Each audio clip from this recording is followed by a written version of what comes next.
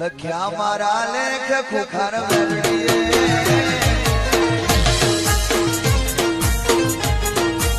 રામ માળી રામ. મારું નામ જિગ્નેશ છે. હું કનેરાથી છું. 12 5 કિલોમીટર આગળ. મારા પહેલા 2 બેબી હતી. બેબીને એક્સપાયર થઈ ગઈ 2 બેબી. પછી એક ત્રીજી બેબી હતી, એ છે અત્યારે 5 વર્ષની હતી. પછી મારા માનતા રાખી હતી, મારો છોકરો જોઈએ છે માળી. પછી હું અહીંથી જયારે સીઝનની તારીખ આવી હતી 5 તારીખ 5 તારીખ આવી હતી, તો હું પેલા હોસ્પિટલ ના ગયો. પેલા માળી આવ્યો દર્શન કરવા. માળીએ દર્શન કરી મેં એવું કીધું, મારી મારો છોકરો જોઈએ છે, મારી આટલી મનોકામના પૂરી કરજે.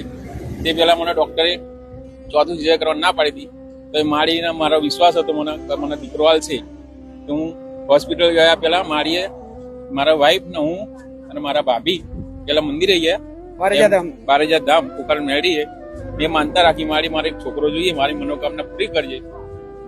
હોસ્પિટલ ગઈને મારી છોકરો આલ્યો.